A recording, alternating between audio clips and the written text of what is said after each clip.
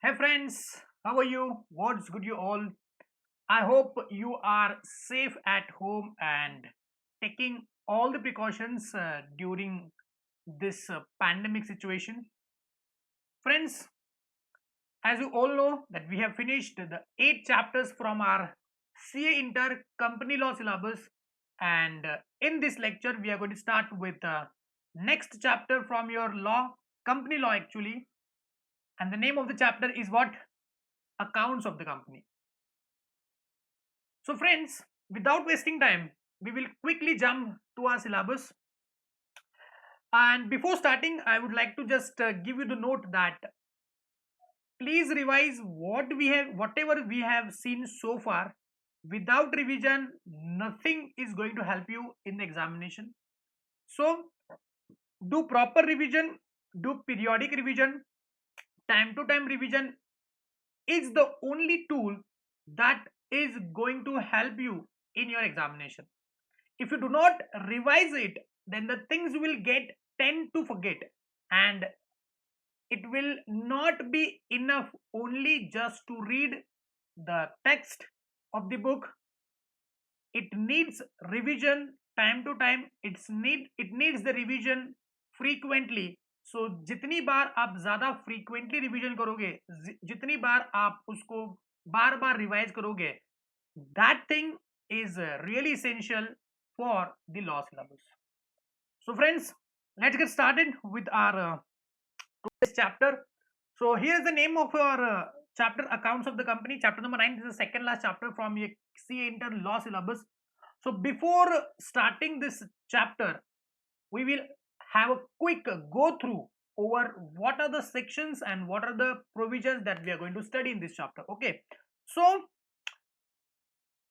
as you all know, the range of the section from this chapter is section 128 to section number 138.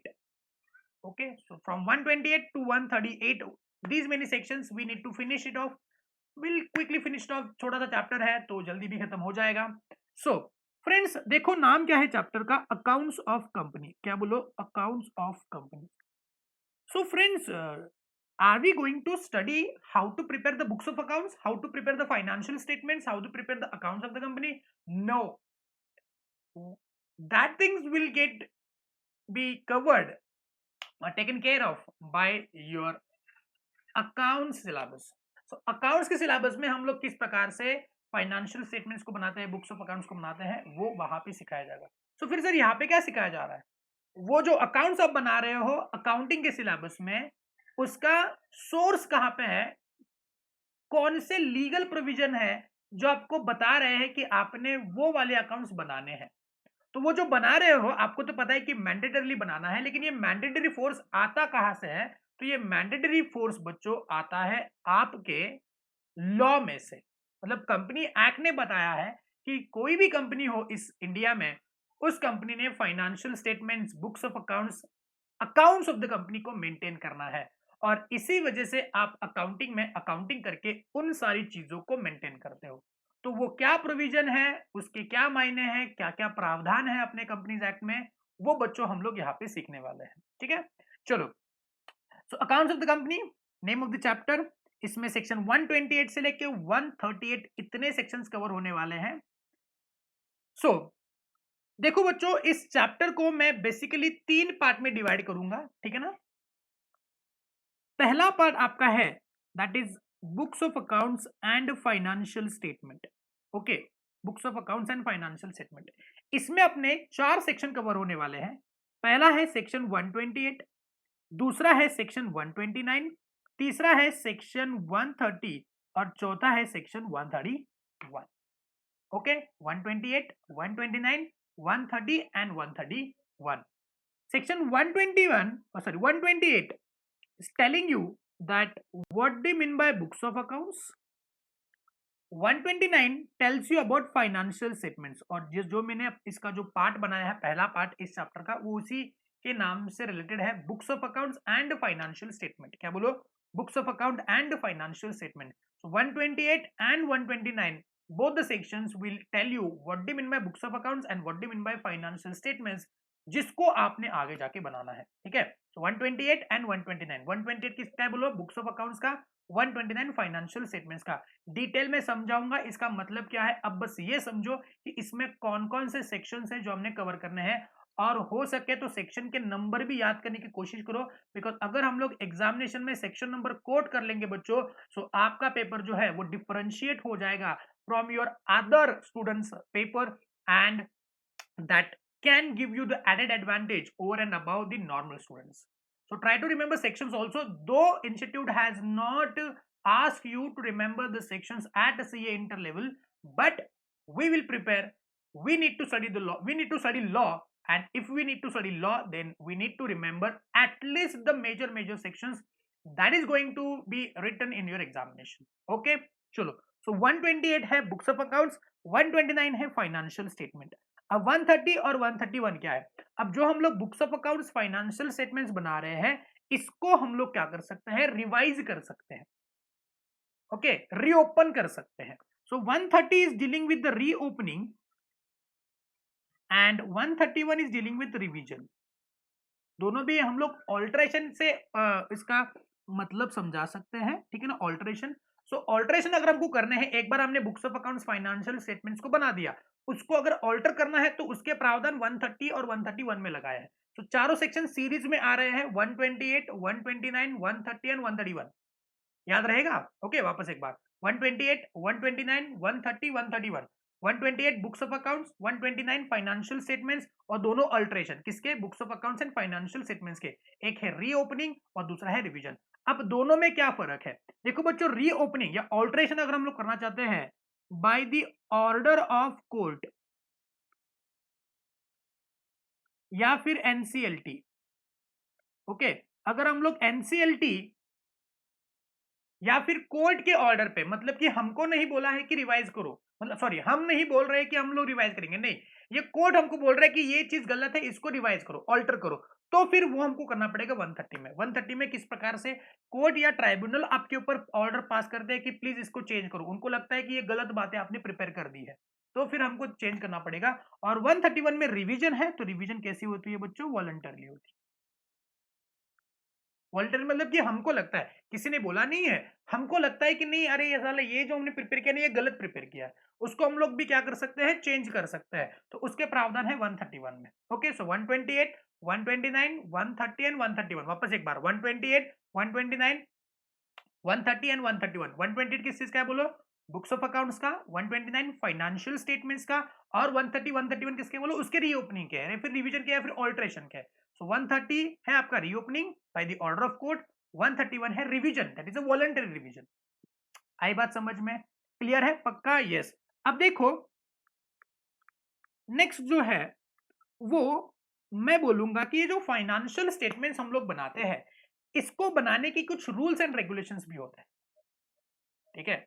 अगर आपको याद है accounting standard, okay, जो कि Indians वगैरह हो गया है आपका भी, ठीक है, तो accounting standard, so section number 133, okay, section number 133 is with respect to the accounting standard. तो सेंट्रल गवर्नमेंट के पास ये पावर है कि वो अकाउंटिंग स्टैंडर्ड्स को स्पेसिफाई कर सकता है, जो रूल्स एंड रेगुलेशंस है, to practically prepare the financial statements. तो फाइनेंशियल स्टेटमेंट जो हम लोग बनाते हैं वो बनाते हैं अकाउंटिंग स्टैंडर्ड से, और अकाउंटिंग स्टैंडर्ड्स को लेके आने का पावर कंपनीज एक्ट ने किसको दिया है, सेंट्रल गवर्नमेंट को दिया है। तो इसी रिलेटेड प्रोविजन हम लोग 133 में पढ़ेंगे, क्लियर है। तो फाइनेंशियल स्टेटमेंट्स को बनाने के जो रूल्स एंड रेगुलेशंस है वो बनाए हैं 133 में। सर आप बोलेंगे सर 131 से डायरेक्टली 133 पे कहाँ जंप हो गए, भैया लिंक में आ रहा है, फ्लो में पढ़ना है, तो फिर ऐसे ही सेक्शन को याद करना पड़ेगा।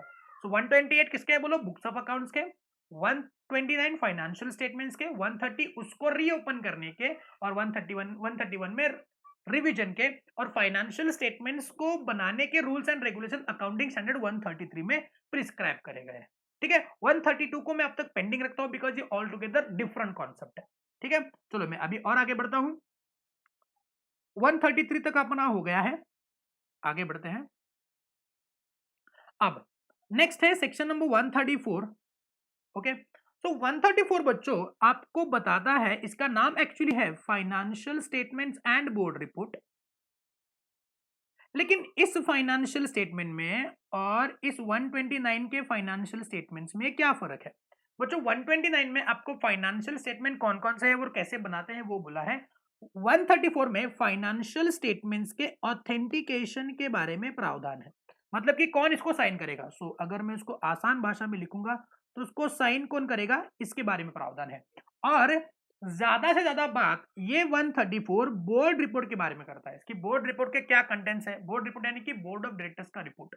सो बोर्ड ऑफ डायरेक्टर्स अपना एक रिपोर्ट बनाते हैं at the end of the every financial year. तो उस फाइनेंशियल ईयर में बोर्ड ने क्या क्या काम किए हैं, उन्होंने कौन कौन सी बातों पे अमल लाया है, उनके क्या कंट्रीब्यूशन है टुवर्ड्स द कंपनी या फिर अकाउंट्स ऑफ द कंपनी, तो वो सारी बातें उस बोर्ड रिपोर्ट में लिख करके वो फाइनेंशियल स्टेटमेंट्स के साथ साथ अपने कंपनी के एजीएम में मेंबर के सामने रखते हैं और साथ साथ उसको आरओसी के पास भी फाइल कर देते हैं, जिसको वो वेबसाइट पे भी पब्लिश करते हैं, जो दुनिया देखेगी कि बोर्ड ऑफ डायरेक्टर्स ने कंपनी के लिए क्या क्या किया हुआ है। तो इसके लिए वो बोर्ड रिपोर्ट बनाते हैं।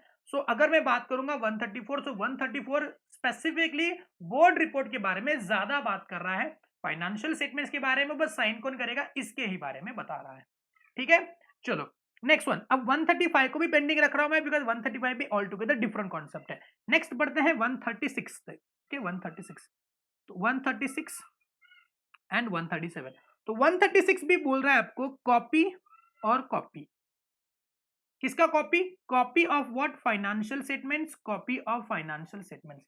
136 बोलता है कि 136 में आपको आपके कंपनी के एवरी मेंबर को फाइनेंशियल स्टेटमेंट्स का कॉपी देना चाहिए। और 137 में बता रहे हैं कि आपको उसी फाइनेंशियल स्टेटमेंट्स की कॉपी जो अपने मेंबर्स को दी है वो आपने किसको देनी है, एक कॉपी आरओसी के पास भी फाइल कर देनी है। क्लियर है? देखो फाइनेंशियल स्टेटमेंट्स के बारे में कितनी बातें की है। 128, 129, 130, 131, 133, 134, 136, 137। ओके, बच्चे हुए आपने कौन से बोलो? 132 एक है, उसके बाद 135 एक है और 138 एक है। ठीक है ना, ये तीन सेक्शन अलग से गिनेंगे हम लोग। इसको छोड़ के जितने भी सेक्शंस है वो फाइनेंशियल स्टेटमेंट्स के बारे में बात कर रहे हैं। Okay, so 128 books of accounts, 129 financial statements, 129 reopening, 131 revision. ये तो समझ गए, ये तो चार सेक्शन याद रहेंगे। 128 books of accounts, 129 financial statements, 130 reopening यानी कि ऑल्ट्रेशन के दो सेक्शंस। कौन से? 130 एंड 131। ऑल्ट्रेशन में पहला रीओपनिंग और 131 में रिवीजन। ठीक है, उसके बाद जो फाइनेंशियल स्टेटमेंट्स हम लोग बनाते हैं 129 में, वो बनाते हैं एज पर अकाउंटिंग स्टैंडर्ड। और अकाउंटिंग स्टैंडर्ड को प्रिस्क्राइब करने की, स्पेसिफाई करने की, लागू करने का पावर जो है वो सेंट्रल गवर्नमेंट को दिया है, वो बताया है सेक्शन 133 में। ओके, 128, 129, 130, 131 एंड डायरेक्टली 133, जहां तक तो क्लियर हो चुका है। उसके बाद अगर 134 की बात करता हूं तो वो है financial statements and board reports. यहाँ पे बोर्ड रिपोर्ट के बारे में ज्यादा प्रावधान है। फाइनेंशियल स्टेटमेंट में साइनिंग का पावर किसके पास है वो बताया है। अगर 136 और 137 की बात करूंगा तो वो है copy of financial statements. Again 137 copy of financial statement. जो भी फाइनेंशियल स्टेटमेंट्स आपने 129 में बनाया है उसका कॉपी आपने किसको देना है? मेंबर को दे देना है, साथ साथ आपने आरओसी को भी दे देना है। ठीक है, तो अगर मैं फाइनेंशियल स्टेटमेंट्स की स्पेसिफिक बात करता हूं तो ये कुछ ऐसा चलेगा। ठीक है, क्लियर है? सो 129 में फाइनेंशियल स्टेटमेंट्स उसको बनाते हैं 133 के अकाउंटिंग स्टैंडर्ड के मुताबिक, और जो भी आपने बनाया है वो आप 136 और 137 में मेंबर और आरओसी को साथ साथ दे देते हो। ठीक है, वापस एक बार 128 books of accounts, 129 financial statements, 130 reopening, 131 revision. उसके बाद 133 में हम लोग फाइनेंशियल स्टेटमेंट्स को बनाने के अकाउंटिंग स्टैंडर्ड देखते हैं। 136 में जो बनाए हैं उसको हम लोग मेंबर को देंगे, 137 में आरओसी को दे देंगे।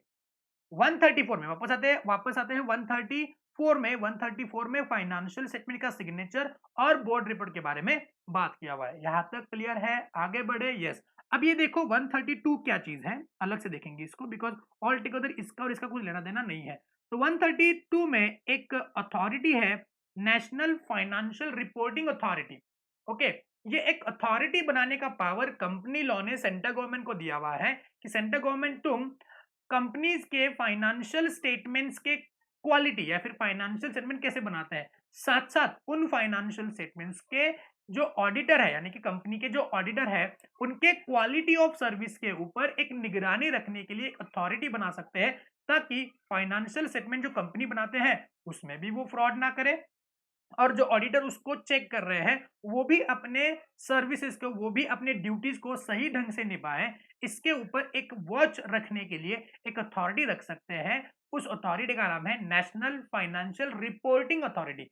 क्यों इस चैप्टर में इसको डाला गया है? बिकॉज ये फाइनेंशियल रिपोर्टिंग के ऊपर की अथॉरिटी है जो कि नेशनल लेवल की है, तो इसलिए नेशनल फाइनेंशियल रिपोर्टिंग अथॉरिटी जो 132 में कंपनीज एक्ट एम्पावर करता है सेंट्रल गवर्नमेंट को कि वो इस अथॉरिटी का जो है वो गठन कर सकते हैं, और आज के जमाने में ये आ भी चुकी है। बहुत ही खतरनाक अथॉरिटी है, इसके पावर बड़े ही वाइड है। आप सोचोगे कि सर आईसीएआई है ना अपने ऊपर नजर रखने के लिए, अपने क्वालिटी ऑफ सर्विस के ऊपर नजर रखने के लिए, तो ऐसा नहीं है। आईसीआई के साथ साथ ये भी एक ऑटोनॉमस अथॉरिटी है जो किसी भी सेंट्रल गवर्नमेंट के क्या बोलते हैं कमिटी या फिर किसी भी मिनिस्ट्री से जुड़ी हुई नहीं है। ये अलग से अपना एक स्टेटस रखती है, ऑटोनॉमस स्टेटस रखती है।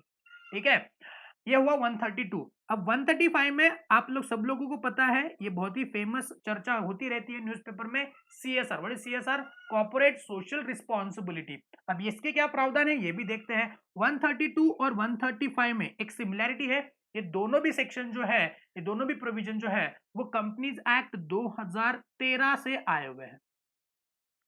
ओके, कंपनीज एक्ट 2013 में न्यूली इंट्रोड्यूस किए गए हैं। 1956 में ऐसे नाफरा, नाफरा यानी कि नेशनल फाइनेंशियल रिपोर्टिंग अथॉरिटी, जिसको कॉमनली नाफरा बोलते हैं, तो नाफरा ना था सीएसआर। ठीक है ना, तो दोनों भी कंपनीज एक्ट में नए आए हुए हैं। 135 सीएसआर बड़ा ही इंपॉर्टेंट सेक्शन है बच्चों, हमेशा इंस्टीट्यूट का हॉट फेवरेट एरिया रहा है इस चैप्टर से अगर सवाल पूछना है तो। ठीक है, एंड नेक्स्ट है सेक्शन 138, वो है क्या बोलो, इंटरनल ऑडिट का। जो भी आप फाइनेंशियल स्टेटमेंट बनाते हो उसका एक ऑडिट आप करवा के लेना जरूरी है। ऐसी कौन सी कंपनी है जिनको ये इंटरनल ऑडिट करवा के लेना जरूरी है, वो हम लोग पढ़ेंगे 138 में। पैसा दिलवाने वाला सेक्शन है आपको चार्टर्ड अकाउंटेंट्स को, तो ये है 138 इंटरनल ऑडिट। क्लियर है? सो 132 में नाफरा, 135 में सीएसआर और 138 में इंटरनल ऑडिट, ये अलग से याद करेंगे हम लोग। ठीक है, तो वापस एक बार, 128 में बुक्स ऑफ अकाउंट्स, 129 में फाइनेंशियल स्टेटमेंट्स, उसके बाद उसका रीओपनिंग, बनाएंगे रीओपन करेंगे, बनाएंगे रीओपन करेंगे, बनाएंगे किसमें? 128 129 में, रीओपन करेंगे 130 131 में। ओके, उसको बनाते हैं एज पर 133, उसका कॉपी देते हैं 136 और 137 में। ठीक है, उसके बाद उसको साइन करते हैं 134 में, बोर्ड रिपोर्ट बनाते हैं 134 में। 132 में नाफरा है, एक अथॉरिटी है, एक सबसे बड़ी अथॉरिटी है। उसके बाद 135 में एक सोशल रिस्पॉन्सिबिलिटी है और 138 में इंटरनल ऑडिट है। ठीक है, वापस एक बार मैं अगर लिखता हूं यहाँ पे, सो 120 किसका है बोलो, बुक्स ऑफ अकाउंट्स का। 129 में है फाइनेंशियल स्टेटमेंट्स, उसके बाद उसको रीओपन करो 130 में, रीओपन 131 में उसको रिवाइज करो। ठीक है, चलो 132 को पेंडिंग रखते हैं। उसके बाद 133 किसका है बोलो, आगे लिखता हूं मैं, 133 किसका है बोलो, अकाउंटिंग स्टैंडर्ड का है। 134 को financial statements and board report नाम दिया हमने। उसके बाद 135 को पेंडिंग रखता हूं मैं। 136 में क्या है बोलो, कॉपी है, और 137 में भी कॉपी है। किसका कॉपी? कॉपी बेटा फाइनेंशियल स्टेटमेंट का। किसको देना है? 136 में हमने पहले देना है मेंबर को, और फिर उसके बाद देना है किसको बोलो, आरओसी को। क्लियर है? और 138 को पेंडिंग रखता हूं, तो बचे हुए पेंडिंग सेक्शन 132 135 और 138। 132 किसका है बोलो, नाफरा, 135 कॉर्पोरेट सोशल रिस्पॉन्सिबिलिटी, और 138 में इंटरनल ऑडिट। सब बना के बाद उसका ऑडिट भी करवाना जरूरी है। क्लियर है? याद रहेगा? चलो वापस एक बार, चलो आप बोलेंगे 128 किसका है बोलो, books of accounts. 129 financial statements. 130 131 opening reopening reopening, तो यहाँ पे रीओपनिंग और यहाँ पे है रिवीजन। समझ गए बात को? 132 को पेंडिंग रखो, 133 में अकाउंटिंग स्टैंडर्ड, 134 में again financial statements and board report, 135 को पेंडिंग रखो, 136 137 कॉपी, कॉपी किसका कॉपी, फाइनेंशियल स्टेटमेंट्स का, फाइनेंस स्टेटमेंट का। किसको? ये देते हैं मेंबर को, ये देते हैं आरओसी को, और 138 में पेंडिंग रखो। तीन सेक्शन बचे हुए हैं। 132 किसका है बोलो, NFRA, national financial reporting authority.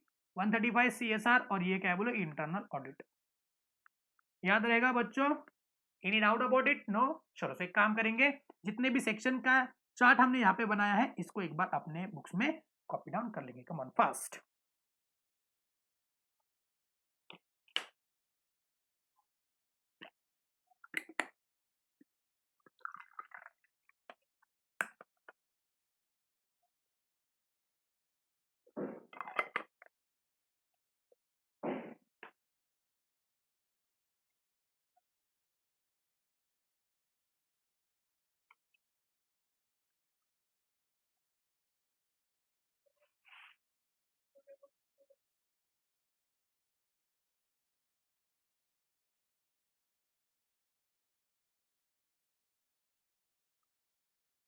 ढंग से बनाना बच्चों।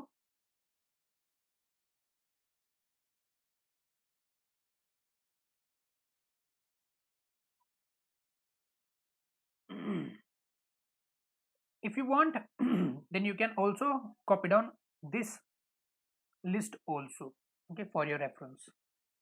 In your register, your notebook, please copy it down. Yes चलो, अगर लिख के हो गया है तो ठीक है, नहीं तो वीडियो को पॉज करो पीछे जाके और लिखना, ठीक है। चलो अभी बढ़ते हैं हम लोग सेक्शन के अंदर। ये था लिस्ट ऑफ सेक्शंस जो हमने अभी देखे, कौन कौन से सेक्शन हमने देखने हैं। यस, यहाँ पे देखो सेक्शन 128 के साथ चालू करते हैं। 128 है बुक्स ऑफ अकाउंट्स एक्सेट्रा। अब एक्सेट्रा का क्या मतलब है, नीचे देखते हैं। To be kept by the company. Company ने कौन कौन से बुक्स ऑफ अकाउंट्स रखने हैं, तो हमने BOA लिखा था, बुक्स ऑफ अकाउंट्स। तो company shall prepare first books of accounts, second books and paper, और तीसरा फाइनेंशियल स्टेटमेंट। ओके, सुनो, बहुत ही जबरदस्त चीज है। कंपनी एक्ट में सेक्शन 128 में हमको यह समझाया है कि एवरी कंपनी शाल प्रिपेयर, क्या बनाना है, पहले बुक्स ऑफ अकाउंट्स बनाओ, फिर बुक्स एंड पेपर्स बनाओ, और फाइनेंशियल स्टेटमेंट बनाओ। अब तीनों में क्या फर्क है ये समझते हैं। पहले इसमें लिखा हुआ क्या है वो पढ़ते हैं। So every company shall prepare books of accounts, books and papers and financial statements which are kept at what register office or any other place in India। मतलब कि ये रखना है रजिस्टर ऑफिस पे या फिर किसी और जगह पे भी रख सकते हैं, any other place.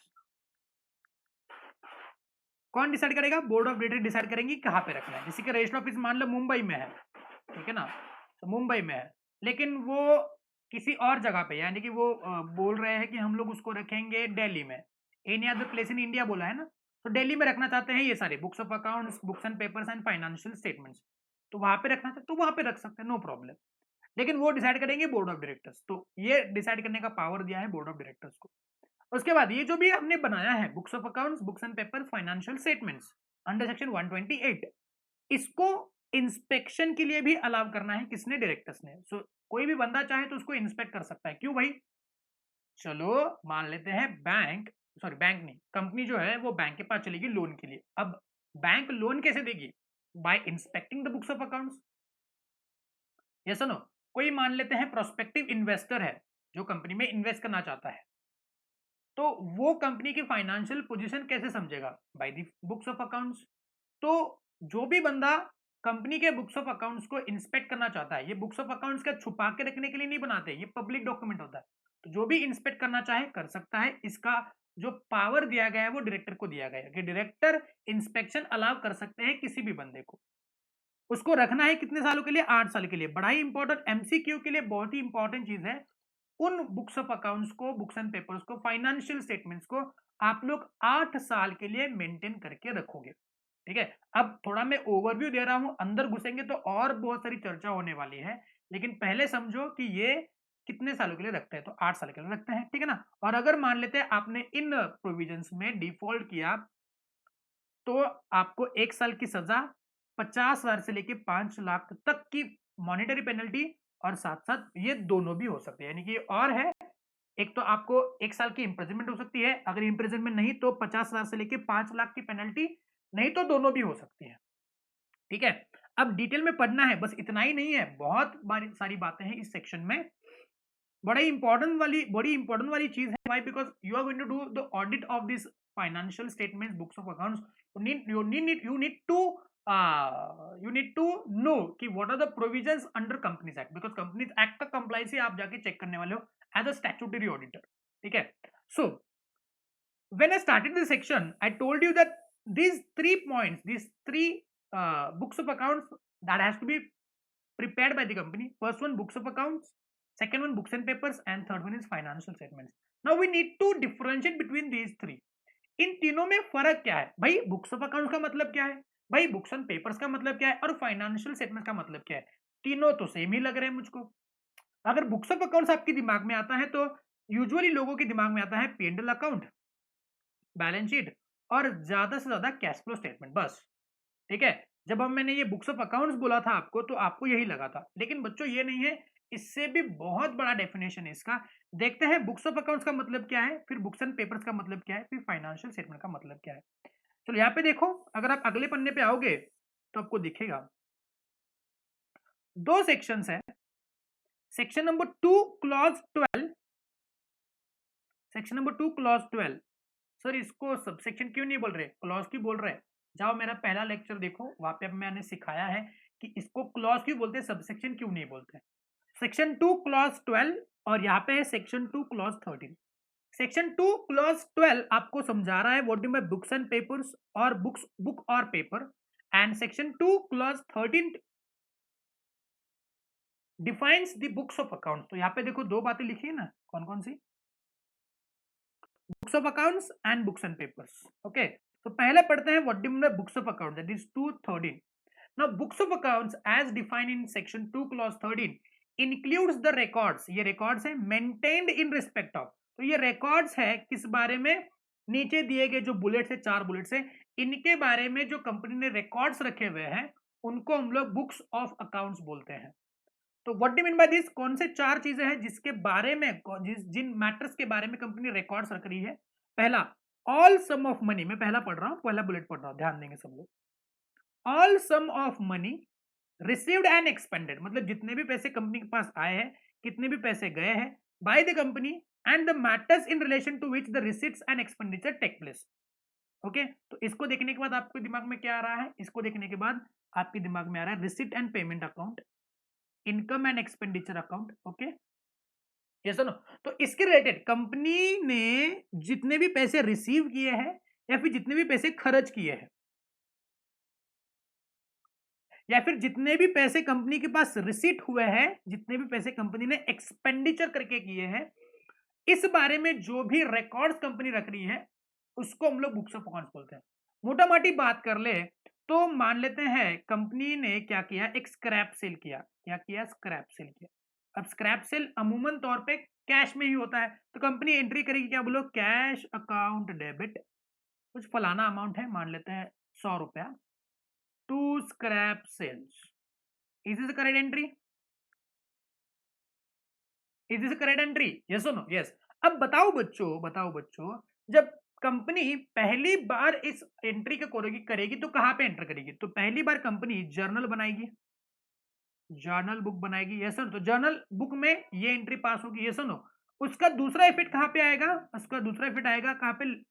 लेडगर्स. Okay, ledgers. तो कंपनी बहुत सारे लेजर्स बनाएगी, जैसे कि कैश अकाउंट का अपना लेजर होगा, स्क्रैप सेल का अपना एक लेजर होगा. आई बात समझ में? यस और नो? अब ये जर्नल बुक और लेजर में एंट्री होने के लिए, ठीक है ना, आपके पास कुछ वाउचर्स बनाना बहुत जरूरी है. ओके, इसके लिए डेबिट वाउचर, इसके लिए क्रेडिट वाउचर, या फिर एक ही ऐसा वाउचर होता है जिस वाउचर पे पहले ये बात लिखी जाती है, ठीक है ना, cash account debit to scrap sales 100 और 100. और इस पर्ची को देखने के बाद, ये पर्ची होती है, इस पर्ची को देखने के बाद जर्नल बुक में एंट्री होती है और जर्नल बुक से लेजर्स बनते हैं, जैसे कि कैश का एक लेजर बना और स्क्रैप सेल्स का एक लेजर बना. समझ पा रहे मेरी बात को? Cash account debit to scrap sales और यहाँ पे बाय कैश, जितनी भी फलाना अमाउंट है वो. तो ये जो जर्नल बुक है, ये जो लेजर्स है यहाँ पे दिख रहे हैं बच्चों, ये क्या है बोलो? These are the records of money received by the company. Same goes with expenditure. मान लेते हैं कंपनी ने कोई प्रिंटिंग स्टेशनरी का खर्चा किया, तो printing stationery account debit to cash account.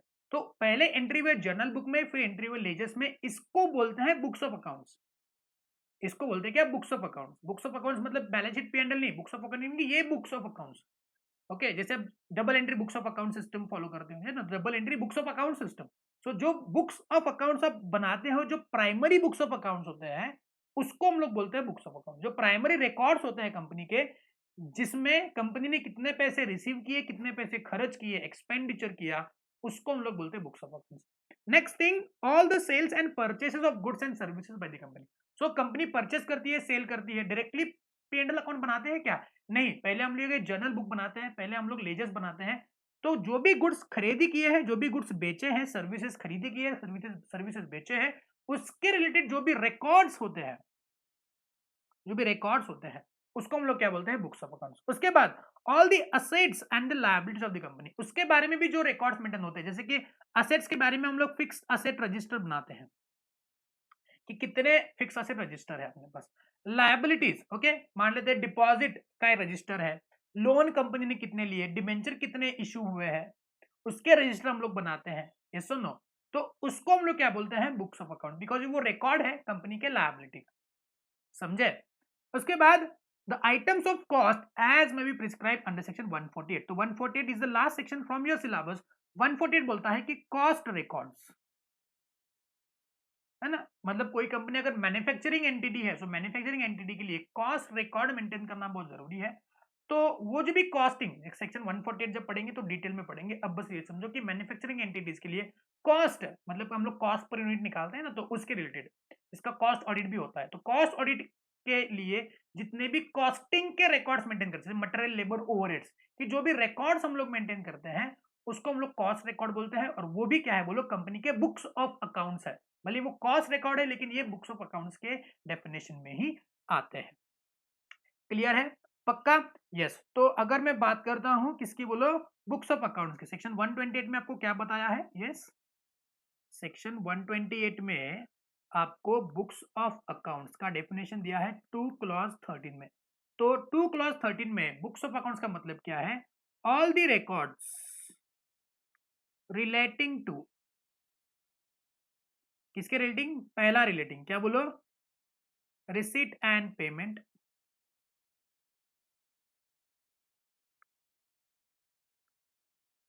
और income and expenditure. Okay, next one, come on, next one क्या है? यहां पे देखो, सेल्स एंड परचेस,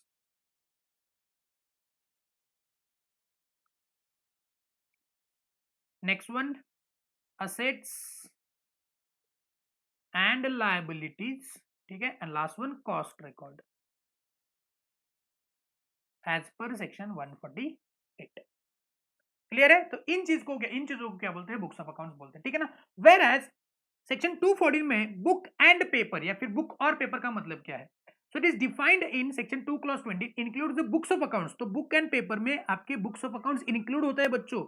सो 213 में जो बातें बोली है वो 212 में इंक्लूड है। इसके साथ साथ, मतलब 213 में जो भी बुक्स ऑफ अकाउंट मेंटेन कर रहे हैं, उसके साथ साथ जो भी डीड्स, जो भी वाउचर्स, जो भी writings, documents, minutes registered, maintained on paper और इन इलेक्ट्रॉनिक फॉर्म, उसको हम लोग क्या बोलते हैं? Book and paper. जैसे कि ये बोला मैंने, ये क्या वाउचर है ना, है ना? रिसीट वाउचर, पेमेंट वाउचर, ये voucher, sales voucher, purchase voucher, जो भी वाउचर बनाते हैं, तो उस वाउचर को हम लोग क्या बोलते हैं? Book and paper.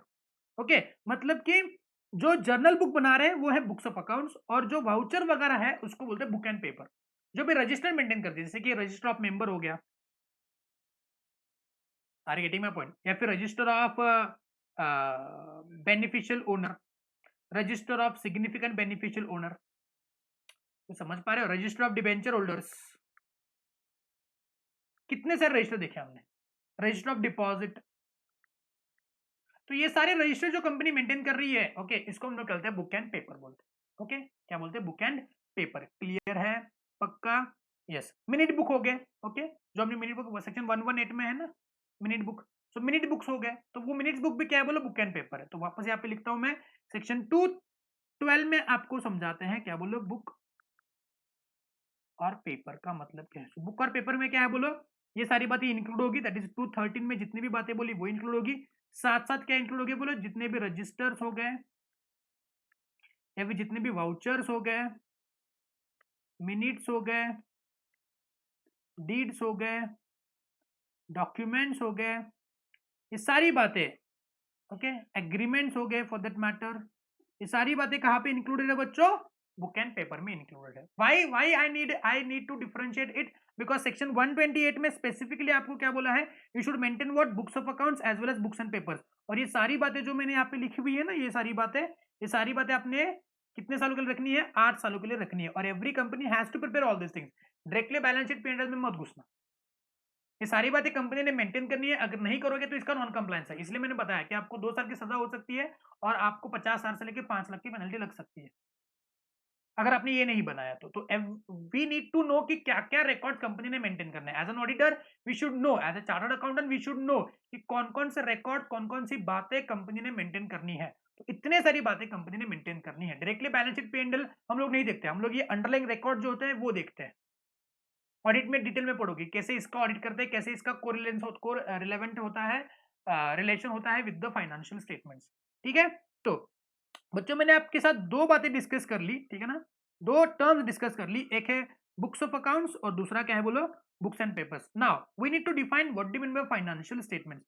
तो एक बार देखते हैं फाइनेंशियल स्टेटमेंट्स के क्या मायने हैं, क्या मतलब है फाइनेंशियल स्टेटमेंट्स का, यहीं पे रहेगा। Yes, so section 240 deals with what? Financial statement. Now what are financial statements? So financial statements under section 2 clause 40 it to include क्या क्या बातें इंक्लूडेड है? पहला P&L अकाउंट और income and expenditure account. Okay, जो कि नॉन प्रॉफिट ऑर्गेनाइजेशन होते हैं वो इनकम एंड एक्सपेंडिचर बनाते हैं। सो P&L अकाउंट, ओके, उसके बाद बैलेंस शीट। ये तो बातें होती है ना, फाइनेंशियल स्टेटमेंट मतलब क्या? P&L account and balance sheet.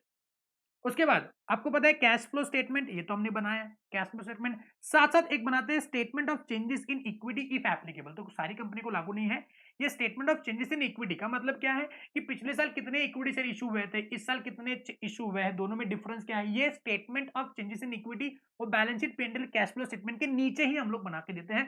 सारी कंपनी को लागू नहीं होता, कुछ कंपनीज है जिनको ये लागू होता है, अगर एप्लीकेबल है तो उन्होंने बनाना है। तो balance sheet, sorry, profit loss account, balance sheet, cash flow statement, साथ साथ statement of changes in equity, okay, and any explanatory notes annexed to or forming part of the financial statement। तो यहाँ पे हम लोग कॉमनली उसको बोलते हैं नोट्स टू अकाउंट्स। ठीक है, चलो यहाँ पे आता हूं मैं। तो सेक्शन 2 क्लॉज 40 में आपको क्या बताया है? फाइनेंशियल स्टेटमेंट्स के बारे में बताया। तो what is financial statement? It includes what? P&L account और income and expenditure account. Next one balance sheet, next one cash flow statement, next one statement of changes in equity, okay, and last one notes to accounts। समझे बात? तो financial statement जो बनाते हैं वो बनाते हैं दो चीजों के ऊपर, एक होती है क्या बोलो? बुक्स एंड अकाउंट्स, एंड होते हैं बुक्स और पेपर। इन दोनों के बलबूते पे यही फाउंडेशन होता है फाइनेंशियल स्टेटमेंट्स को बनाने का। एज ऑल नो, पहले जर्नल एंट्री होती है, फिर बनता है अपना क्या बोलते हैं उसको? लेजर्स। लेजर्स के बाद मतलब ट्रायल बैलेंस, और ट्रायल बैलेंस के मुताबिक बैलेंस शीट P&L बनते हैं। क्लियर है? पक्का? यस, तो एक काम करेंगे अभी, ये जो पार्ट मैंने आपकी स्क्रीन पे लिखा हुआ है ना, इसको एक बार लिखने की कोशिश करेंगे। Come on fast, yes come on, इसको लिखने की कोशिश करो।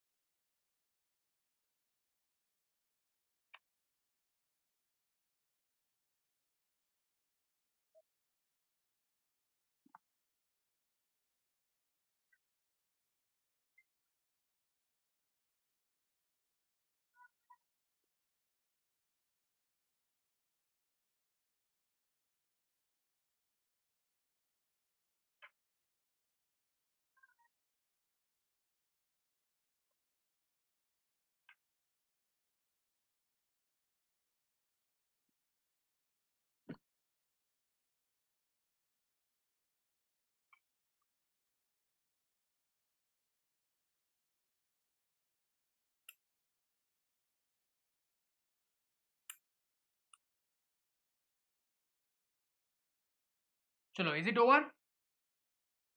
यस। अब बढ़ते हैं अपने एक्चुअल प्रोविजन के साथ। हमने पहले कॉन्सेप्ट को समझा कि सेक्शन में आपको क्या क्या प्रिपेयर करने के लिए बोला है और उसके क्या मायने होते हैं, ठीक है। अब सेक्शन 128 में ये बोला है कि एवरी कंपनी शाल। अब शाल से मतलब क्या है? मैंडेटरी फोर्स है। जनरल क्लॉजेज एक्ट पढ़ा है ना आपने? शाल मतलब मैंडेटरी। तो एवरी कंपनी, चाहे वो 1% कंपनी हो, स्मॉल कंपनी हो, प्राइवेट हो, पब्लिक हो, लिस्टेड अनलिस्टेड, जो भी हो, उसने बनाने हैं। क्या बनाने हैं बोलो? यस, एवरी कंपनी शाल प्रिपेयर, बोलो ना, बुक्स ऑफ अकाउंट्स, बुक्स और पेपर, और क्या बोलो? Financial statement. ये आपको बताया है सेक्शन 2 क्लॉज 13, ये बोला है 2 सबसेक्शन क्लॉज 12, और ये बोला है 2 क्लॉज 40 में, ठीक है ना। अब every company shall prepare the books of accounts, book on paper and financial statements. किसके लिए? For every year. ऐसा नहीं कि एक साल बना दिया फिर अगले साल में घंटा लगे तो छोड़ दिया, नहीं। Every, for every, each and every financial year company should prepare all this things. अब ये बनाते हैं, लेकिन इसको बनाने का तरीका क्या है? It should give a true and fair view. It should give what? True and fair view. अब what is true and fair view? Friends, ये जो टर्म है ट्रू एंड फेयर व्यू, ये आपको ऑडिट में डिटेल में पढ़ाया जाएगा आपके ऑडिट के टीचर से, ठीक है। अगर मेरे क्लास के बच्चे हैं तो वो तो मेरे से सीखेंगे। ये सुनो, तो ट्रू एंड फेयर व्यू का मतलब क्या होता है ये थोड़ा समझ लेते हैं। थोड़ा शॉर्ट में समझते हैं, ऑडिट में आओगे तो डीप में समझाऊंगा। तो बच्चों, दो चीजें हैं, एक तो true and correct,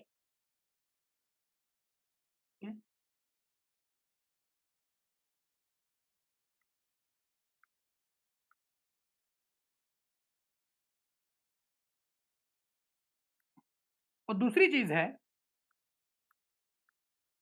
true and fair. पहले बच्चों एक्ट में ट्रू एंड करेक्ट लिखा जाता था, लेकिन अभी इस करेक्ट वर्ड को सब्स्टिट्यूट करके यहां पे लिखा गया है ट्रू एंड फेयर। क्या डिफरेंस है, क्यों ऐसा किया गया, ये समझो। देखो बच्चों, जब ऑडिटर अपना ओपिनियन देता है, ऑडिटर अपना ऑडिट रिपोर्ट बनाता है, तो वो क्या लिखता है? That financial statements of which I have conducted an audit. जिस किसी भी फाइनेंशियल स्टेटमेंट्स का मैंने ऑडिट किया हुआ है, that gives us true and fair view. That gives us what? True and fair view. वो ऐसे क्यों नहीं बोलता कि ये ट्रू एंड करेक्ट है? सो करेक्ट का मतलब होता है बच्चों 100% एक्यूरेसी, 100% एक्यूरेसी। लेकिन जैसे ही मैं फेयर की बात करता हूं, ट्रू एंड फेयर की बात करता हूं, तो इसका मतलब ये होता है रीजनेबली करेक्ट। Reasonably correct. क्या फर्क है इसमें? देखो, देखो बच्चों, हम लोग जो ऑडिट करते हैं, चार्टर्ड अकाउंटेंट जो ऑडिट करते हैं, वो ऑडिट करते हैं हिस्टोरिकल फाइनेंशियल स्टेटमेंट्स का। What is historical? जो पहले बन चुके हैं उनका ऑडिट हम लोग आज करते हैं, ठीक है।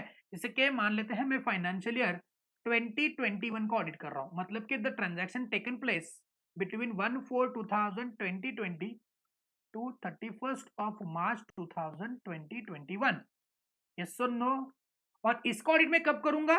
माइट बी 31 मार्च के बाद, माइट भी हो सकता है मैं ड्यूरिंग द कोर्स भी करूं। जनरली ईयर एंड होने के बाद ऑडिट होता है, ठीक है, या फिर इन बिटवीन क्वार्टरली या फिर 6 मंथली ऑडिट होता है। हम लोग प्रिज्यूम करते हैं कि ईयर एंड होने के बाद मैंने ऑडिट चालू किया, मतलब जितने भी ट्रांजैक्शन हुए हैं 1/4 से 31 दिन तक, उसका ऑडिट में आज कर रहा हूं। मान लेते आज का दिन है 30 अप्रैल 2021 के दिन पे मैं ऑडिट कर रहा हूं। आज के दिन पे मैंने ऑडिट चालू किया है। तो बताएंगे इन ट्रांजैक्शंस को क्या हम लोग हिस्टोरिकल ट्रांजैक्शंस बोलेंगे, और इसके बनाए गए जो फाइनेंशियल स्टेटमेंट्स है, जो भी ट्रांजैक्शन उसमें रिफ्लेक्ट हो रहे हैं, इसको हम लोग क्या बोलते हैं? Historical financial statements. ये सुनो, तो हिस्टोरिकल फाइनेंशियल स्टेटमेंट्स का हम लोग ऑडिट करते हैं। तो बताएंगे 30/4 पे मैं 1/4 से लेके 31/3 तक के ट्रांजैक्शंस का ऑडिट कर रहा हूं। तो जब ट्रांजैक्शन हुआ था उस टाइम पे मैं तो मौजूद नहीं था। मान लेते हैं एक ट्रांजैक्शन है जो हुई थी, मान लेते हैं 30 जून 2020 पे एक सेल्स ट्रांजैक्शन हुई थी ₹1 करोड़ की, ठीक है, जिसके रिकॉर्ड्स कंपनी ने मेंटेन किए हैं, जिसके बुक्स एंड पेपर मेंटेन किए, बुक्स ऑफ अकाउंट्स मेंटेन किए, फाइनेंशियल स्टेटमेंट्स मेंटेन किए हैं, जिसका मैं ऑडिट कर रहा हूं। मैंने वाउचर चेक किया, वाउचर के ऊपर मैंने जर्नल एंट्री चेक किया, डबल एंट्री, फिर उसके बाद मैंने लेजर चेक किए, लेजर के बाद मैंने ट्रायल बैलेंस चेक किया, ट्रायल बैलेंस से P&L अकाउंट चेक किया, फिर उसके बाद प्रॉफिट लॉस बैलेंस शीट वगैरह फलाना बातें मैंने चेक कर ली। किस ट्रांजैक्शन पे? जो ट्रांजैक्शन 30 जून 2020 पे हुई थी, उसका चेकिंग मैं 30/4/2021 पे कर रहा हूं, ठीक है। अब मैं डंके की चोट पे ऐसा नहीं कह सकता कि ये जो ट्रांजैक्शन हुआ था 1 करोड़ रुपए का, वो एक्चुअली में हुआ था। हो सकता है हम कंपनी ने मैनिपुलेट करके फ्रॉड वाला सेल्स वाउचर, सेल्स इनवॉइस वहां पे रख दिया हो। अभी मैं जाके चेक तो नहीं कर सकता है कि मैं परचेज, जिसने परचेज किया था उसके बुक्स में जाके चेक करूं या फिर उसके जगह पे जाके चेक करूं। क्या तुमने दिखाओ मुझको जो तुमने पिछले साल 30 जून पे खरीदी किया था ना इस कंपनी से, वो मुझको मटेरियल दिखाओ। वो बोलेगा पागल है क्या, वो कब का रॉ मटेरियल करके मैंने इस्तेमाल किया, जिसके फिनिश प्रोडक्ट बन के वो बिक भी गए, लोगों को मैंने बेच भी दिया उसका फाइनल प्रोडक्ट। मैं डंके की चोट पे नहीं कह सकता, लेकिन हाँ, मैं अविश्वास भी नहीं रख सकता, मतलब अविश्वास भी नहीं दिखा सकता मैं, बिकॉज डॉक्यूमेंट जो मेरे सामने प्रस्तुत किए गए हैं उसके बिना पे मैं ये बोल रहा हूं कि हाँ ट्रांजैक्शन हुआ था और ये सही ढंग से रिकॉर्ड भी हुआ है अपने फाइनेंशियल स्टेटमेंट में, and that gives me what Fairlie A correct summary of a financial transaction. Okay, तो इसलिए रीजनेबली मैं बोल रहा हूं कि ये फाइनेंशियल स्टेटमेंट सही है। चलो मैंने वो जो आप मैंने अभी बोला ना कि ट्रांजैक्शन जो इसने खरीदी किया है उसके पास चला गया, भाई एक ट्रांजैक्शन नहीं होता है। अगर आप बड़ी टाटा मोटर्स, रिलायंस, इन्फोसिस, इन सब कंपनीज के ट्रांजैक्शन देखो, करोड़ों में ट्रांजैक्शन होते हैं। To check each and every transaction it is not possible for the company. Sample base पे ही क्या होता है बोलो, ऑडिट होता है। सैंपल पे ही होता है ना। तो सैंपल पे मान लेते हैं 1 करोड़ ट्रांजैक्शन है, उसमें से मैंने 10,000 ट्रांजैक्शन सैंपल पे चेक कर लिए, तो 10,000 सैंपल्स पे मैं 1 करोड़ ट्रांजैक्शन के ऊपर अपना ओपिनियन दे रहा हूं। मैंने बचे हुए जो कि 99,90,000 जो ट्रांजैक्शंस है, उन ट्रांजैक्शन को मैंने चेक नहीं किया है। मैं 10,000 ट्रांजैक्शन को चेक करके बोल रहा हूं कि हाँ बाकी भी बचे ट्रांजैक्शंस क्या है बोलो सही हो सकते हैं। रीजनेबली मुझको लगता है कि ये फेयरली, मुझको लगता है कि ये सही है, इसलिए मैं क्या देता हूं बोलो, ट्रू एंड फेयर व्यू का ओपिनियन अपने ऑडिट रिपोर्ट में देता हूं। क्या रिपोर्ट में देता हूं? That the financial statement gives me the true and fair view. क्या देता है? True and fair view, and ना कि true and correct view. Correct मतलब एक्यूरेसी, मतलब 1 करोड़ ट्रांजैक्शन जो मैं, जिसके ऊपर मैं अपना ओपिनियन ड्राफ्ट कर रहा हूं, ऑडिटर मुझको तो ये बता रहा है कि इस 1 करोड़ ट्रांजैक्शन में साला एक भी ऐसी सिंगल ट्रांजैक्शन नहीं है जिसमें 1 पैसे का भी गलती है। ऐसे में डंके की चोट पे नहीं बोल सकता, सीना तान के नहीं बोल सकता हूं मैं। मैंने जो देना है वो देना है true and fair.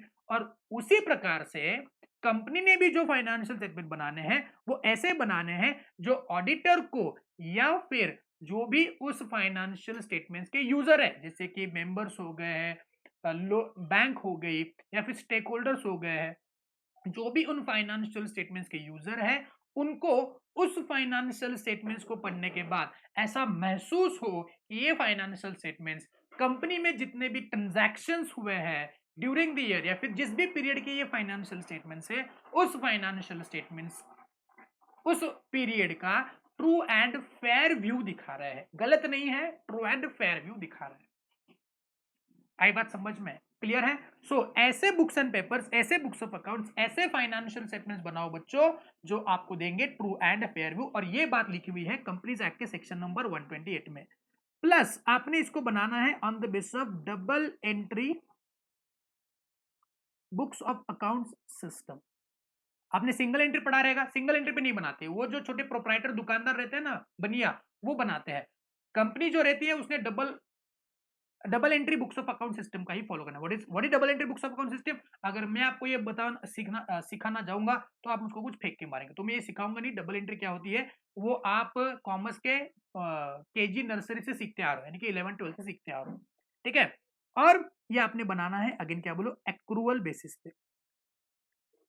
What is accrual basis? देखो बच्चों, दो प्रकार के बेसिस हो सकते हैं जिसको फाइनेंस में बना सकते हैं। एक है एक्रूअल और एक है आपका कैश बेसिस और एक्रूअल बेसिस। इसको मर्केंटाइल बेसिस भी बोलते हैं। कैश बेसिस यानी कि जैसे ही ट्रांजैक्शंस हो रहे हैं कैश में, खरीदी हुई कैश में, तभी एंट्री करो। एक्रूअल मतलब कि क्रेडिट पे भी गुड्स खरीदी की है, क्रेडिट पे गुड्स बिक गए, आउटस्टैंडिंग एक्सपेंसेस जो आप एंट्रीज करते हो वो एक्रूअल बेसिस पे होते हैं। और कंपनीज ने बच्चों एक्रूअल बेस पे ही अकाउंटिंग करना है। आप कैश बेसिस पे उसका अकाउंटिंग नहीं कर सकते। तो तीन बातों का ख्याल आपने जरूर रखना है। Financial statements, books of accounts, books and paper maintain करो, वो ट्रू एंड फेयर व्यू देना चाहिए। Double entry books of account system पे बनाना चाहिए और एक्रूअल बेसिस पे ही उसको बनाओ। क्लियर है यहाँ तक?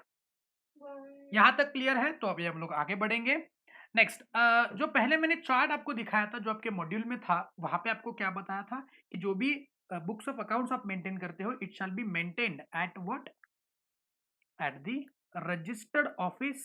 ओके। एंड अगर ब्रांचेस के आपके बुक्स ऑफ अकाउंट्स है तो वो ब्रांचेस में मेंटेन किए जाएंगे। ये सुनो, ब्रांचेस के तो रजिस्टर ऑफिस में मेंटेन करना प्रैक्टिकली नहीं है, तो रजिस्टर ऑफिस पे मेंटेन करो और ब्रांचेस के जो रिकॉर्ड्स है वो ब्रांचेस में मेंटेन करो, ठीक है ना। हाँ, ब्रांचेस के अगर आप ब्रांचेस पे रख रहे हो बुक्स ऑफ अकाउंट्स, तो उसका एक समराइज रिटर्न जो है, समराइज रिटर्न जो है वो समराइज रिटर्न आप क्या करेंगे, भेजेंगे आरओ को पीरियोडिकली, ठीक है ना। पीरियोडिकली आप क्या करो, रजिस्टर ऑफिस में भेज दो, ताकि रजिस्टर ऑफिस अपने बुक्स ऑफ अकाउंट्स में उसका क्या करे, इंक्लूजन कर दे, ठीक है।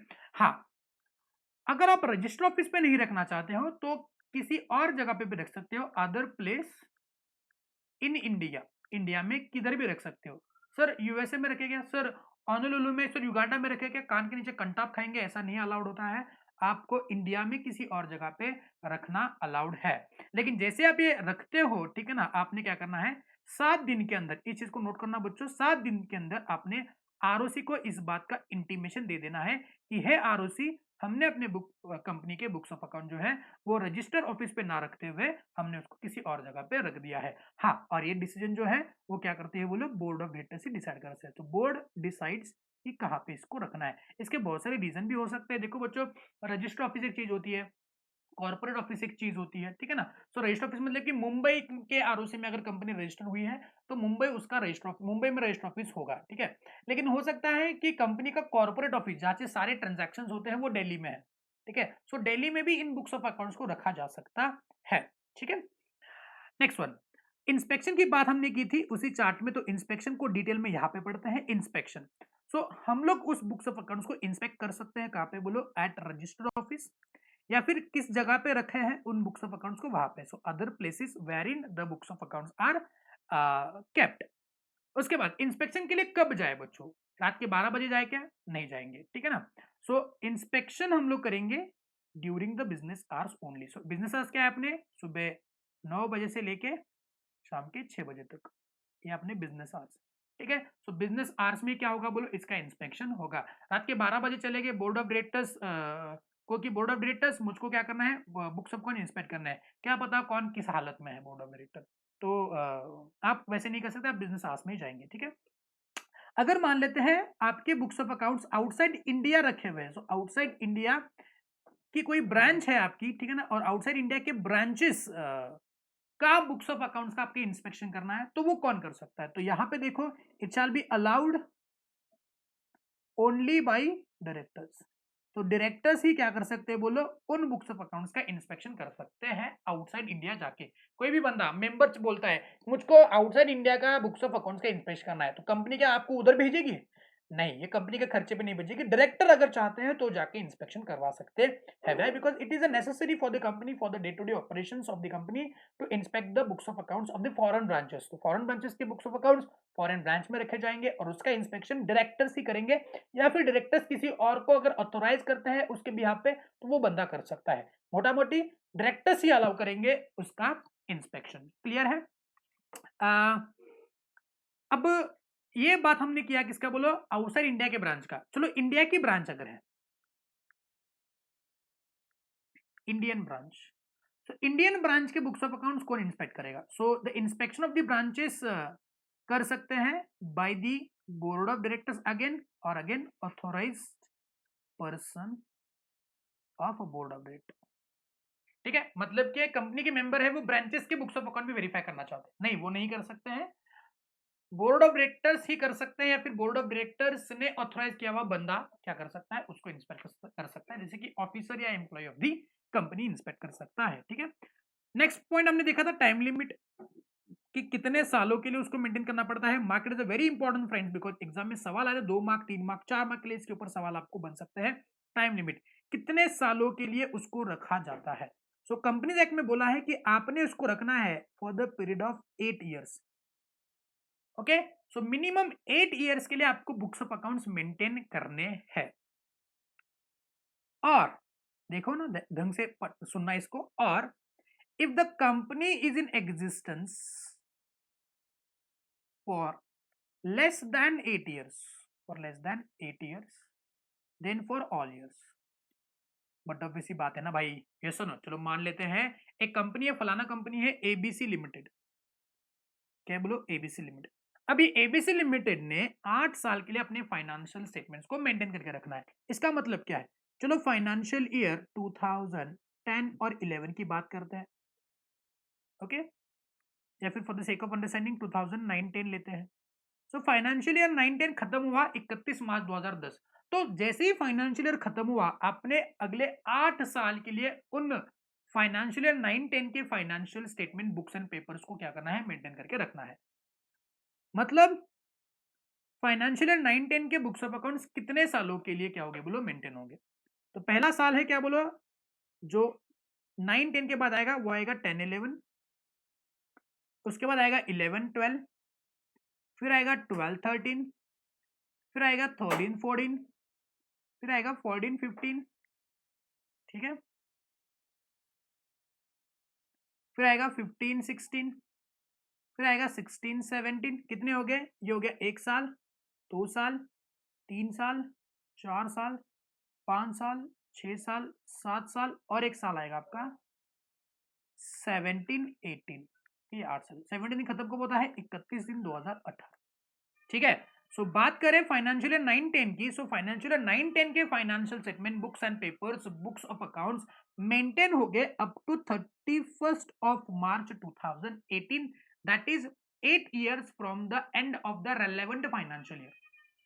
क्लियर है। अगर मैं फाइनेंशियल ईयर 10-11 के फाइनेंशियल स्टेटमेंट्स की बात करता हूं तो वो रहेंगे कब तक बोलो, फाइनेंशियल ईयर 18-19 तक। ठीक है, तो इसके रिकॉर्ड रहेंगे यहां तक, एंड सो ऑन, इसके रिकॉर्ड रहेंगे क्या बोलो 19-20 तक। क्लियर है, ओके। चलो कंफ्यूजन और नहीं बढ़ाते हैं हम लोग, ठीक है ना, इन दोनों को थोड़ा सा मिटाते हैं हम लोग। सो फाइनेंशियल ईयर 9-10 के रिकॉर्ड्स मेंटेन होंगे कब तक बोलो, 31 मार्च 2018, जो कि 8 years from that and of the relevant financial year. Exam में सवाल आ सकता है। और यहाँ पे बोला है कि अगर मान लो कोई कंपनी 8 साल से कम के लिए एग्जिस्टेंस में है, अब ये तो कंपनी बहुत पुरानी कंपनी है, तो हमने देख लिया कि चलो ये कंपनी क्या है बोलो 8 साल के लिए रख देगी, ठीक है ना। चलो मान लेते हैं कि ये साल कौन सा है, ये साल है मान लेते हैं 2021, ओके 2021, और कंपनी को इनकॉर्पोरेट हुए बस 4 ही साल हुए हैं। 4 साल मतलब कि 19-20, 18-19, 17-18 और 16-17 मान लेते हैं, ठीक है। तो फाइनेंशियल ईयर 16-17 के बुक्स ऑफ अकाउंट्स कितने साल के लिए मेंटेन होते हैं, तो आप बोलेंगे सर 8 साल के लिए। तो 16-17 के बाद पहला साल 17-18, दूसरा साल 18-19, तीसरा साल 19-20, चौथा साल 20-21। उसके अभी तो हुआ ही नहीं है, बिकॉज अभी 2021 चल रहा है। तो इस साल के books of accounts all years के लिए मेंटेन होंगे। ऑल ईयर्स यानी कि जब तक ये 8 साल खत्म नहीं होते तब तक। जैसे आगे बढ़ के हम लोग 5, 6, 7 और 8 मतलब के 21-22, 22-23, 23-24 और 24-25 जैसे ये खत्म होता है तो इस साल के फाइनेंशियल स्टेटमेंट इस साल पे डिस्कार्ड हो जाएंगे। लेकिन अब तक 24-25 आया ही नहीं है, तो इसीलिए उन लोगों को ऑल ईयर्स के लिए मेंटेन करना है। ऑल ईयर्स मतलब कि जिस साल तक के उनके फाइनेंशियल स्टेटमेंट है उतने सालों तक के लिए उसको मेंटेन करना है, अगर कंपनी 8 साल से कम के लिए एग्जिस्टेंस में। तो जितने साल कंपनी है उतने साल रहेगा, जैसे ही 8 साल खत्म हो जाते हैं डिस्कार्ड कर दो। क्लियर है? सो 8 साल के बाद कंपनी क्या कर सकती है, उन बुक्स ऑफ अकाउंट्स को, उन बुक्स एंड पेपर्स को डिस्कार्ड कर सकती है। खाली पीली रद्दी क्यों रखना भाई? ठीक है ना? मान लो कंपनी 150 साल तक जीवित है, तो 150 साल तक रखेगा भाई। टाटा मोटर्स हो गया, इन्फोसिस हो गया, ठीक है ना? कितने पुरानी कंपनीज है, तो क्या वो जिंदगी भर के लिए उन रिकॉर्ड्स को मेंटेन करेगी? नहीं। तो वो रिकॉर्ड्स 8 साल के बाद क्या होंगे, डिस्कार्ड हो गए। कोई कंपनी को पूछ नहीं सकता कि तुमने डिस्कार्ड क्यों किए। हाँ, 8 साल के पहले तक जी हाँ, वो डिस्कार्ड नहीं करने हैं। ठीक है? यहाँ पे एक बात है जो बहुत ही इंपॉर्टेंट है बच्चों, एग्जाम पॉइंट ऑफ व्यू से थोड़ा सा ध्यान देंगे। यहाँ पे एक नोट लिखवा के दे रहा हूं मैं, ध्यान से देखो इस नोट को। If any investigation by central government, then company should मतलब अगेन मैंडेटरी फोर्स है, शुड मेंटेन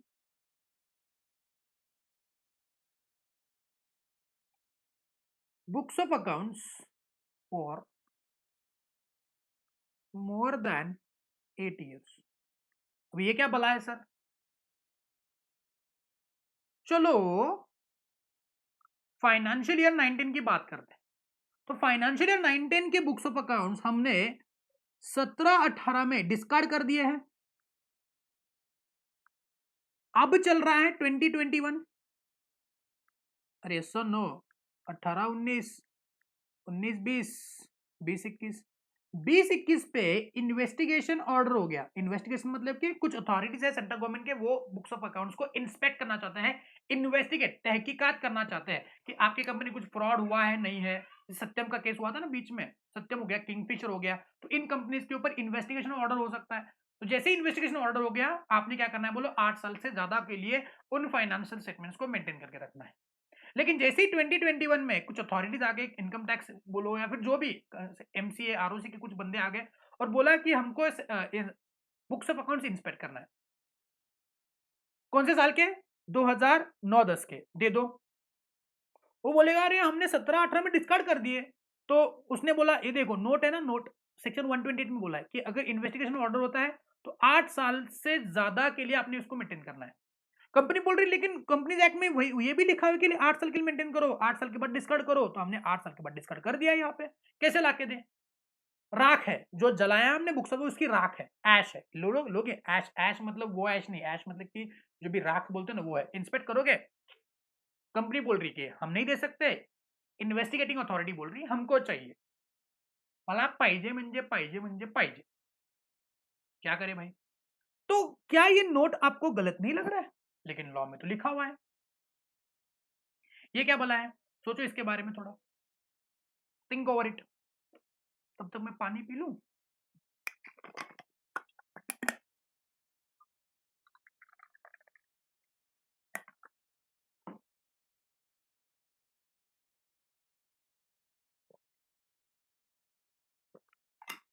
यस मेरे जवानों, मेरे कलेजे के टुकड़ों, मेरे दिल के अरमानों, कलेजे को ठंडक पहुंचाओ और इसका जवाब दो। सोचो सोचो। नहीं सोच पा रहे हो? चलो मैं हूं ना, चिंता करने की बात नहीं है। तो इसका मीनिंग क्या है देखो बच्चों। चलो मान लेते हैं इन्वेस्टिगेशन जो है वो 20-21 पे ऑर्डर नहीं हुआ है।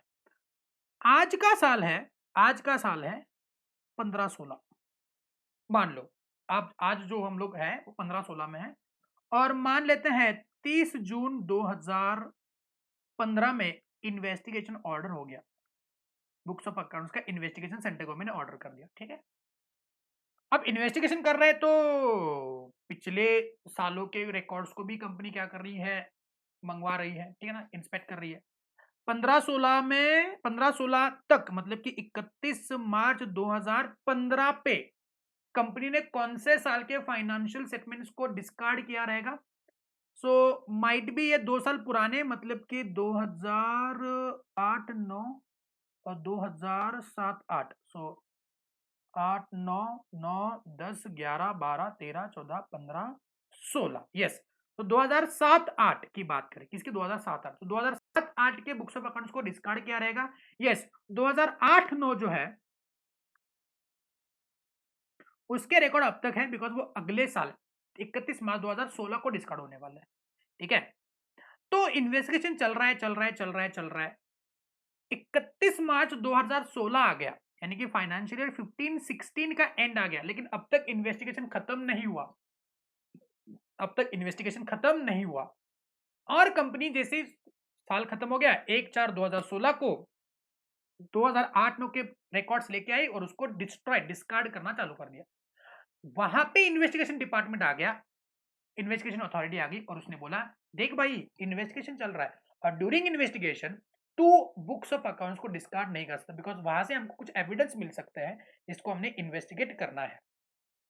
लेकिन कंपनी बोल रही है नहीं नहीं नहीं नहीं, 2008-9 के रिकॉर्ड्स 15-16 में डिस्कार्ड होने हैं और आज है 1/4/2016, 8 साल खत्म हो चुके हैं, हम डिस्कार्ड कर देंगे। इन्वेस्टिगेशन डिपार्टमेंट बोलेगा भाई नोट देखा है कभी, मोहित सर का क्लास कर लेता तो ढंग से लॉ पढ़ लेता।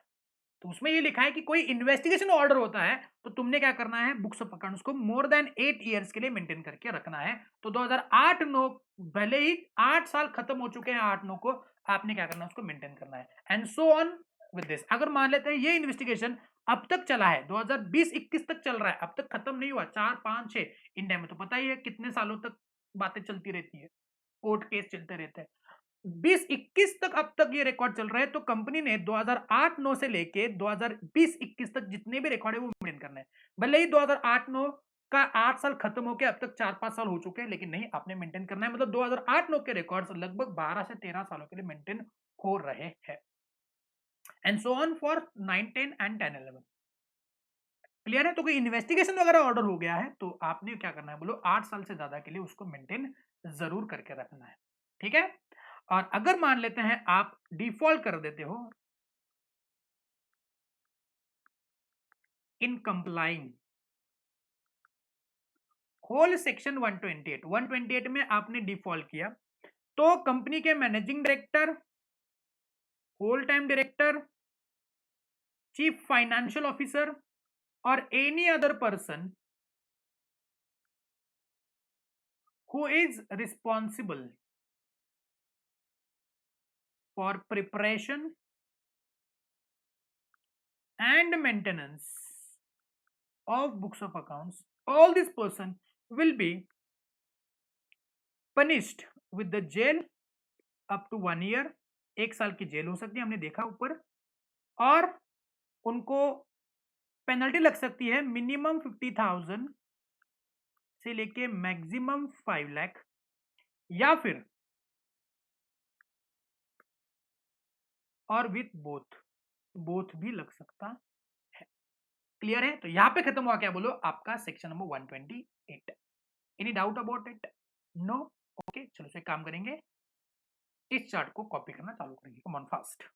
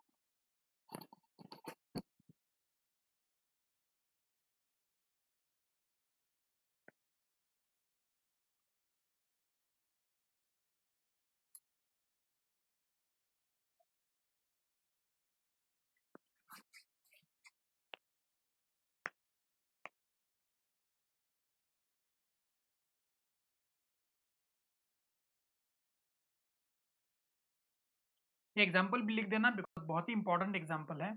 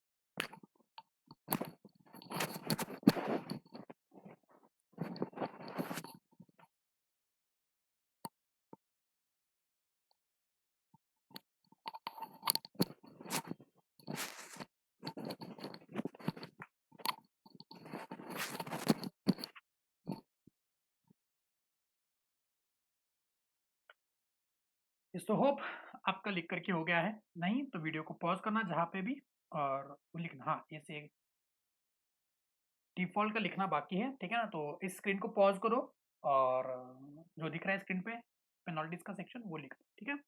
चलो, so I will not waste time, I will move further. 128 वाला सेक्शन हमने खत्म कर लिया, 128 हमने खत्म कर लिया। अब बढ़ते हैं नेक्स्ट सेक्शन की तरफ, जो है क्या बोलो, section number 129 which tells you about the financial statement. So what is financial statement? Section number 2 clause 40 में आपको बताया है कि financial statements that includes the P&L account और इनकम एंड एक्सपेंडिचर अकाउंट, दूसरा बैलेंस शीट, तीसरा है कैश फ्लो स्टेटमेंट, चौथा बोलो क्या है, statement of changes in equity, and last one क्या बोलो, notes to accounts. Yes no, yes friends. तो आगे बढ़ते हैं फाइनेंशियल स्टेटमेंट्स के बारे में क्या प्रोविजन बोला है कि फाइनेंशियल स्टेटमेंट का मतलब यह है सेक्शन 2 क्लॉज 40 के मुताबिक। और कंपनी लॉ में फाइनेंशियल स्टेटमेंट्स के बारे में क्या लिखा है ये पढ़ते हैं। फाइनेंशियल स्टेटमेंट्स कंपनी बनाती है या फिर कंपनी ने बनाना है, every company has to prepare the financial statement which gives again what, true and fair view. Section number 120 में हमने पढ़ा था कि every company should prepare books of accounts, books and papers and financial statement which gives us true and fair view. तो 128 में 129 में financial statements भी कैसे होनी चाहिए, ट्रू एंड फेयर व्यू होनी चाहिए। यस और no? So company should prepare what, the financial statement which gives what, true and fair view. Clear है? और कुछ रूल्स यहाँ पे बोले हैं प्लस। अब फाइनेंशियल स्टेटमेंट को बनाने के रूल्स एंड रेगुलेशंस कहाँ पे बच्चों, उसके रूल्स एंड रेगुलेशंस है कहाँ पे बोलो, अकाउंटिंग स्टैंडर्ड्स में। ये बोला है आपको सेक्शन 133 में। सो फाइनेंशियल स्टेटमेंट्स कंपनी बनाएगी which gives us what, true and fair view, and which should be prepared in accordance with the accounting standards specified by what, center government in the consultation with ICAI. Okay, so company should prepare financial statements in accordance with what, accounting standards prescribed under section 133, and as well as उसका format जो है वो आपको दिया है इन schedule 3 of the companies act 2013। ठीक है, तीनों बातों को ढंग से पढ़ते हैं। ट्रू एंड फेयर व्यू क्या है वो समझ चुके हैं। सेक्शन 133 में हम लोग पढ़ेंगे कि अकाउंटिंग स्टैंडर्ड्स की क्या एप्लीकेबिलिटी होती है। यू ऑल नो, अकाउंटिंग तो आपने पढ़ा है, अकाउंटिंग स्टैंडर्ड्स के क्या मायने हैं वो आपने पढ़ लिया है कि अकाउंटिंग स्टैंडर्ड के मुताबिक क्या क्या होना चाहिए बोलो, आपके financial statement, balance sheet, P and L accounting standard के मुताबिक होना चाहिए। अकाउंटिंग जो होगा वो अकाउंटिंग स्टैंडर्ड के मुताबिक होगा। और उसका जो फॉर्मेट है, किस फॉर्मेट में बनाते हैं, है ना, आपके पास दो फॉर्मेट है, एक है टी फॉर्मेट और एक है हम लोग वर्टिकल फॉर्मेट। यस और नो? तो कौन सा फॉर्मेट इस्तेमाल करना है वो आपको बोला है शेड्यूल 3 में। अब शेड्यूल 3 क्या होता है, if you come to companies act, okay, so companies act में ये रहे चैप्टर्स आपके, ठीक है। और इस चैप्टर्स के नीचे आपको क्या दिए बोलो, शेड्यूल्स दिए। देखो, तो कंपनीज एक्ट में कुल मिला के 7 शेड्यूल है जो एक्ट के नीचे आपको मिलेंगे। यहाँ पे देखो, शेड्यूल 1 जो आपको बताता है फॉर्मेट ऑफ एमओए एओए, जो हमने चैप्टर नंबर 2 में पढ़ा था कि एमओए एओए कैसे बनाते हैं, उसके फॉर्मेट शेड्यूल 1 में दिए हुए हैं। स्केड्यूल 2 में आपको डेप्रिसिएशन के रूल्स बताया कि how to calculate the useful life to compute the depreciation. So अभी आजकल डेप्रिसिएशन जो चल रहा है वो यूजफुल लाइफ पे चल रहा है, यूजफुल लाइफ बेसिस पे, रेट डिफाइंड नहीं है। इनकम टैक्स में रेट है, वो इनकम टैक्स के अलग रेट है। कंपनीज एक्ट में पहले रेट हुआ करते थे, लेकिन आज के जमाने में ये क्या है बोलो, यूजफुल लाइफ के हिसाब से बनाना है। उसके क्या यूजफुल लाइफ, कौन से एसेट का कौन सा यूजफुल लाइफ है, उसके सारे फॉर्मेट आपको शेड्यूल 2 में दिए गए। नेक्स्ट शेड्यूल 3 जो हम लोग पढ़ने वाले हैं वो क्या है बोलो, general instruction for preparation of the balance sheet, statement of profit and loss account. Okay, तो general instructions for preparation of balance sheet and statement of profit loss account. तो शेड्यूल 3 में आपको क्या बताया है कि कैसे कैसे आपने बैलेंस शीट पेंडल को बनाना है, यानी कि फाइनेंशियल स्टेटमेंट्स को बनाना है। उसमें देखो शेड्यूल 3 में डिवीजन 1, डिवीजन 2, डिवीजन 3 है। अगर मैं डिवीजन 1 को खोलता हूं तो डिवीजन 1 मुझको क्या दिख रहा है, देखो, yes, Schedule 3, see section 129, division 1, financial statements for the companies whose finances have been required to comply with the accounting standard rules. General instruction for preparation of balance sheet and statement of profit and loss account of a company. तो यहाँ पे देखो कुछ general instruction बोले हैं, नीचे दिया गया आपको फॉर्मेट। तो फॉर्मेट देखो, पहले पार्ट 1 में बैलेंस शीट का फॉर्मेट दिया गया, name of the company, balance sheet as at, rupees in so and so, lakh crore जो भी है आपका। उसके बाद देखो फॉर्मेट दिया, इक्विटी, क्या आप इसी फॉर्मेट में अपने बैलेंस शीट को बनाते हो? यस। तो कंपनीज एक्ट में वो फॉर्मेट दिया है जो फॉर्मेट आप अकाउंटिंग में फॉलो करो। तो हर एक चीज का बेस जो है बच्चों लॉ है, लॉ में लिखा है तो जाके प्रैक्टिकली सारी बातें होगी। लॉ में थ्योरी बोला है, थ्योरी के हिसाब से प्रैक्टिकल बातें होती है, और इसी फॉर्मेट का इस्तेमाल, अब देखो आप चेक कर रहे हो इस स्क्रीन पे, इसी फॉर्मेट में आप बैलेंस शीट भी बना रहे हो। पहला इक्विटी लायबिलिटी, उसके बाद share holder fund, share capital, reserve surplus, monies against share warranty, application money pending, non current liabilities, long term borrowing, deferred tax liability, short term borrowings, other current liabilities, blah blah blah blah blah, इतने सारे। Total asset में tangible assets, intangible assets, capital work in progress, intangible under development, non-current investments, long-term loans and advances, other non-current assets, current assets, investments, inventories, trade receivables, cash and cash equivalents, short-term loans and advances, other current assets and total। ठीक है, अब इसके बारे में कुछ notes बताए हैं, इन notes का फॉलो ऑन करके आपने ये सारी बातें बनानी है। ठीक है, उसके बाद शेयर कैपिटल में क्या क्या बातें आती है, ये सारी बातें आपको यहाँ पे लिखी हुई है। ठीक है ना, नीचे आपको अगर आप आओगे नीचे, यस, तो यहाँ पे दिखा है प्रॉफिट एंड लॉस अकाउंट। तो प्रॉफिट एंड लॉस अकाउंट का फॉर्मेट आपको यहाँ पे लिखेगा। पहला revenue from operations, other income, total revenue, expenses, cost of material consume, purchase of stock, changes in inventory of finish goods और फलाना बातें। उसके बाद profit before exceptional and extraordinary items, उसके बाद profit before tax, tax expenses, profit after tax, profit और डिस्कंटिन्यूइंग operations, blah blah blah, profit and loss account for the period. उसके बाद अर्निंग पर शेयर, ईपीएस, क्या ये भी बनाते हो? यस। और साथ साथ आपको नोट नंबर, कौन से नोट पे ये बातें नोट्स टू अकाउंट में लिखते हो ना कि कौन से नोट, सर मान लेते हैं रेवेन्यू फॉर ऑपरेशन में आपने एक नोट बनाया, तो नोट नंबर 13, तो नोट नंबर 13 में जाके देखोगे। उसके बाद रिपोर्टिंग पीरियड का फिगर्स, यानी कि जिस साल का बैलेंस शीट बना रहे उस साल का पी&एल अकाउंट बैलेंस शीट, मान लीजिए 31/3/2020, और साथ साथ 31 मार्च 2019 यानी कि पिछले साल का भी रिपोर्ट फिगर्स आपने उसमें देने हैं, कि कंपैरेटिव फाइनेंशियल स्टेटमेंट्स आपने बनाने हैं। तो बच्चों ये रहा शेड्यूल नंबर 3। अंदर और डिटेल में मैं नहीं घुसता हूं, ठीक है, बस यही आपको बताना था कि शेड्यूल 3 में क्या है बोलो, फॉर्मेट दिया गया है फाइनेंशियल स्टेटमेंट्स को बनाने का, और उसी फॉर्मेट में आप बनाएंगे। अपना खुद का घर का फॉर्मेट, घर का खेती यहाँ पे नहीं लगाएंगे। घर का सर वो जरा टी फॉर्मेट में थोड़ा सा सिंपल लगता है, वो बनाओगे, कान के नीचे कंटा खाएंगे, नहीं रहता है। आपको शेड्यूल 3 का ही फॉर्मेट फॉलो करना है। तो फाइनेंशियल स्टेटमेंट बच्चों कंपनी बनाएगी as per the true and fair, which gives us true and fair view. It should be prepared in accordance with the accounting standard, and it should be prepared by using the format given in what? Schedule 3 of Companies Act 2013। अब बच्चों दुनिया में बस यही companies नहीं है, दुनिया में बैंकिंग कंपनी है, दुनिया में इंश्योरेंस कंपनी है, दुनिया में इलेक्ट्रिसिटी कंपनी है।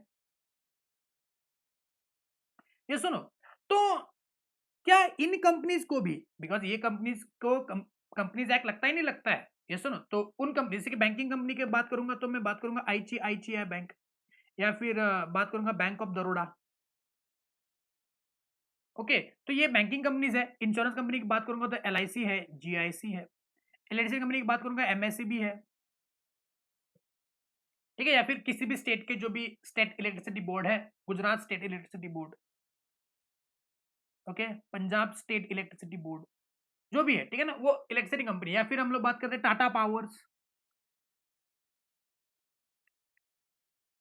टाटा पावर, रिलायंस पावर, जो भी जो इलेक्ट्रिसिटी बनाती हैं, अपने खुद की इलेक्ट्रिसिटी बनाती है, तो ये इलेक्ट्रिसिटी कंपनीज है। तो इन कंपनीज को, जैसे कि बैंकिंग कंपनीज को अपना एक अलग टैग है, banking regulation act. Insurance company को IRDA एक्ट है। इलेक्ट्रिसिटी कंपनी का अपना एक इलेक्ट्रिसिटी एक्ट है।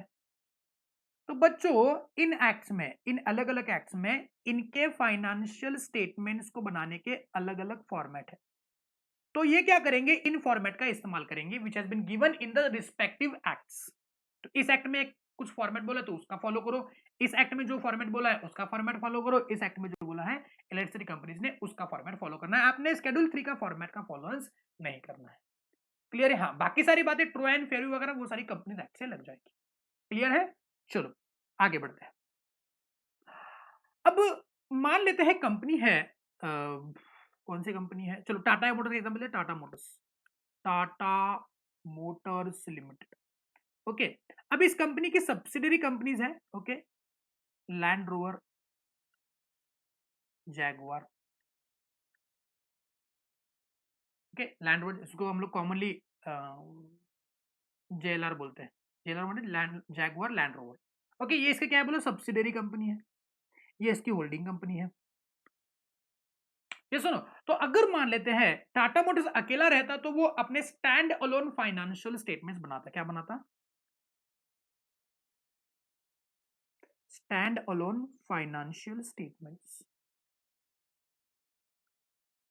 What is stand alone finance, stand alone मतलब कि अपने खुद के फाइनेंशियल स्टेटमेंट जिसमें बस Tata Motors excluding subsidiary, excluding associate companies जो भी है उसको छोड़ के अपने जो फिगर्स है बैलेंस शीट P&L में जितने फिगर्स है वो अपने खुद के इकलौते मेरे खुद के स्टैंड अलोन अकेले के जो फिगर्स है फाइनेंशियल स्टेटमेंट्स में बना के दे देगा।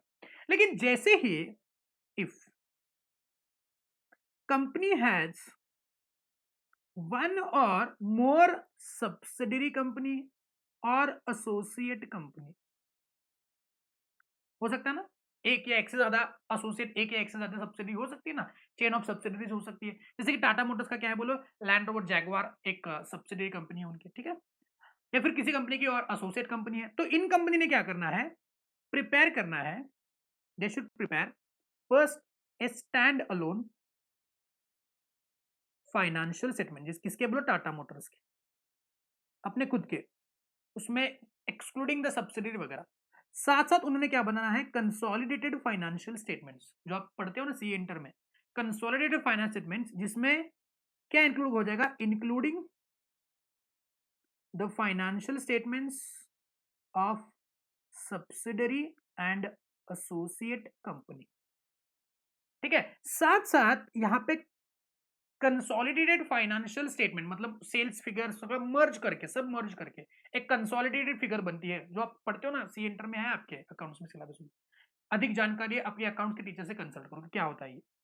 तो कंसोलिडेटेड फाइनेंशियल स्टेटमेंट के साथ साथ आपने एक स्टेटमेंट बनाना है, स्टेटमेंट ऑफ सैलिएंट फीचर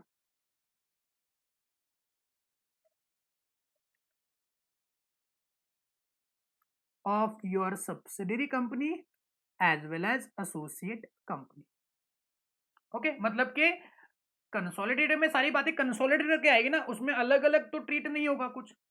तो उस चीज से निपटने के लिए आपके अगर कंसोलिडेटेड फाइनेंशियल स्टेटमेंट्स है तो टाटा मोटर्स ने एक अलग से स्टेटमेंट बना के उस फाइनेंशियल स्टेटमेंट में चिपका देना है, जिसमें वो क्या लिखेंगे कि जो भी सैलिएंट फीचर्स है, मतलब कि क्या कि कुछ ये रहेंगे क्या की फिगर्स, जैसे कि सेल्स हो, परचेस हो, नेट प्रॉफिट हो, ऐसे कुछ की फीचर जो रहेंगे उस फाइनेंशियल स्टेटमेंट्स के, उसका एक अलग से स्टेटमेंट बना के उस फाइनेंशियल स्टेटमेंट के साथ चिपका देंगे, ताकि रीडर्स को तकलीफ ना हो पढ़ने में या फिर जानकारी लेने में कि जो एसोसिएट या सब्सिडरी कंपनी है उसके फाइनेंशियल स्टेटमेंट्स में कौन कौन से की मैटर्स है जो उसके डिसीजन मेकिंग को अफेक्ट करने वाले हैं।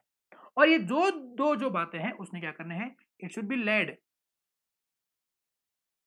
Before the annual general meeting. Okay, दोनों भी, अगर मान ले स्टैंड अलोन है तो स्टैंड अलोन, कंसोलिडेटेड है तो कंसोलिडेटेड, दोनों भी एनुअल जनरल मीटिंग में रखे जाएंगे। और हमने पढ़ा था ऑर्डिनरी बिजनेस में, पढ़ा था हमने कि ऑर्डिनरी बिजनेस में आपका बिजनेस है consideration and adoption of the financial statement, जो भी कंपनी बनाती है, बोर्ड ऑफ डायरेक्टर्स बनाते हैं, स्टैंड अलोन या फिर कंसोलिडेटेड, उसको मेंबर के सामने रखा जाता है और मेंबर्स क्या करते हैं, उसको कंसिडर करके उसको अडॉप्ट करते हैं। ये उसका पहला क्या है बोलो, ऑर्डिनरी बिजनेस है in the annual general meeting. Clear है, पक्का? यस। ऊपर हमने ये देखा कि कंपनी ने क्या करना है बोलो, फाइनेंशियल स्टेटमेंट्स को बनाने में अकाउंटिंग स्टैंडर्ड का कंप्लायंस कर देना है। लेकिन हो सकता है कंपनी ने अकाउंटिंग स्टैंडर्ड्स का फॉलोअंस नहीं किया है, ठीक है ना, कुछ अकाउंटिंग स्टैंडर्ड्स कुछ प्रिस्क्राइब किए गए, सारे अकाउंटिंग स्टैंडर्ड जितने भी लगते हैं उसको, वो सारे अकाउंटिंग स्टैंडर्ड्स का उन्होंने कंप्लायंस करना है। लेकिन हो सकता है if company has not followed one or more accounting standard while preparing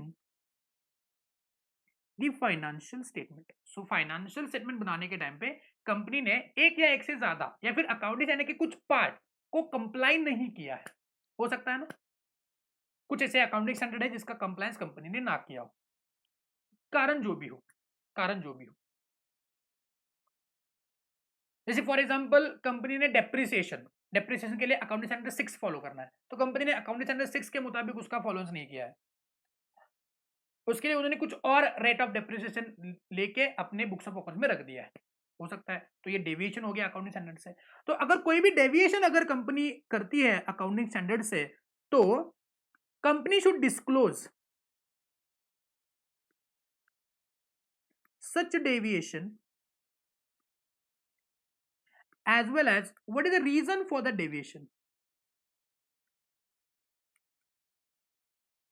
reason for the deviation financial statement में लिख देना है, नोट्स टू अकाउंट्स में लिख दो,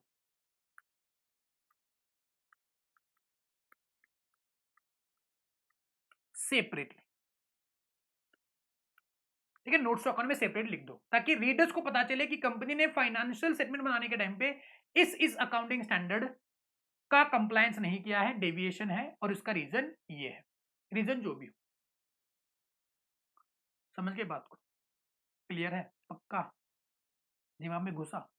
ये भी बहुत ही इंपॉर्टेंट चीज है, एग्जाम में सवाल आता है। तो अगर मान ले कंपनी ने अकाउंटिंग स्टैंडर्ड का कंप्लायंस नहीं किया है, तो कंपनी ने सेपरेटली नोट्स ऑफ अकाउंट्स में डिस्क्लोज करना है कि हमने इस अकाउंटिंग स्टैंडर्ड का कंप्लायंस नहीं किया है और उसका रीजन क्या है बोलो, ये है। समझ गए बात को? यस। नोट यहां पे एक है, नोट यहां पे ये बोला है कि central government may grant exemption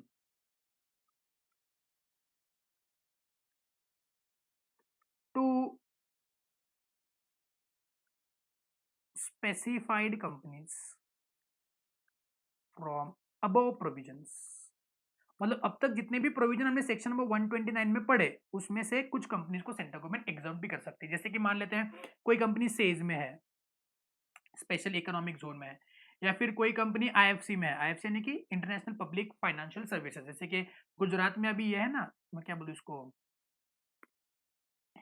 gift city बोलते हैं ना, गिफ्ट,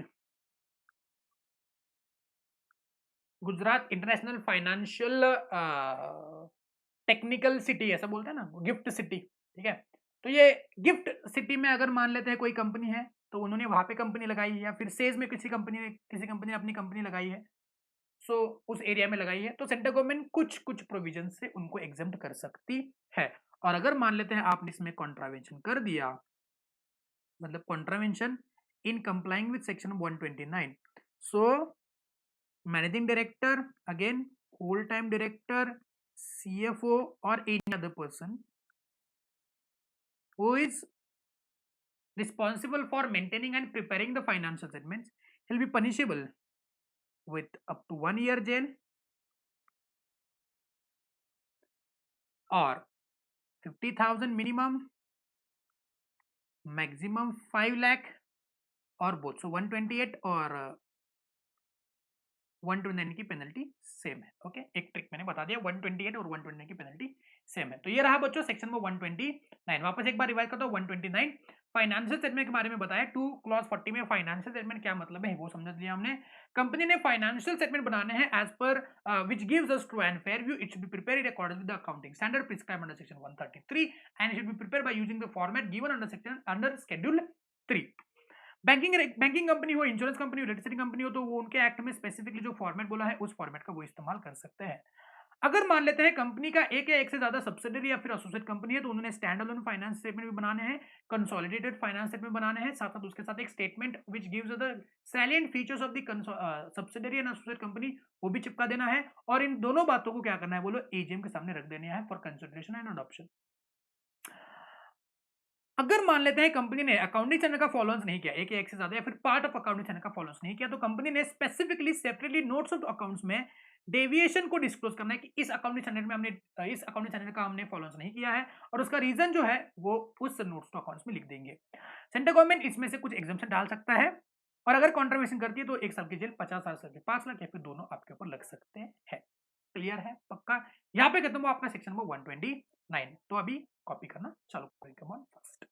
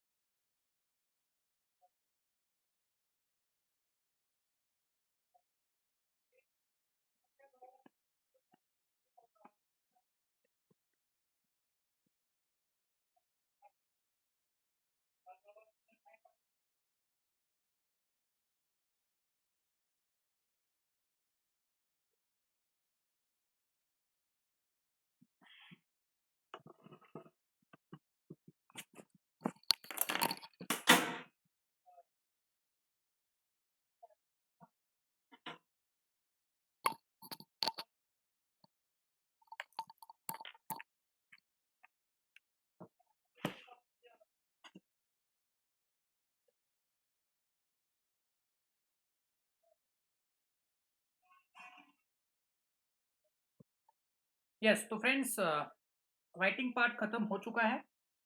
अगर नहीं भी हुआ है तो जहाँ पे बचा हुआ है आपका राइटिंग, वहाँ पे जाके स्क्रीन को पॉज करो और बातें लिख दो। हम लोग टाइम वेस्ट नहीं करते।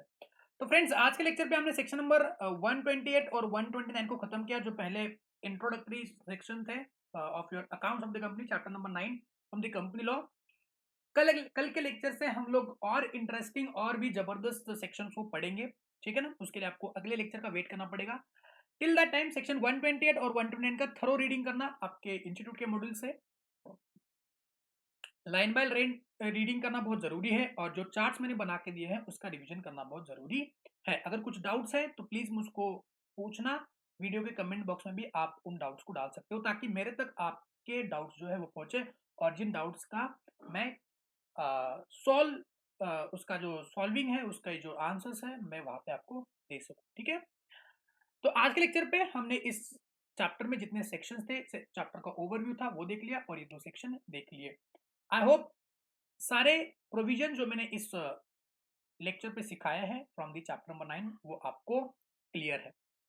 चलो सो रुकते हैं हम लोग इधर ही, मिलते हैं अगले लेक्चर पे किसी और इंटरेस्टिंग प्रोविजन के साथ, किसी और इंफॉर्मेटिव प्रोविजंस के साथ, जो आपके नॉलेज में कुछ एडिशन ला पाए, ठीक है।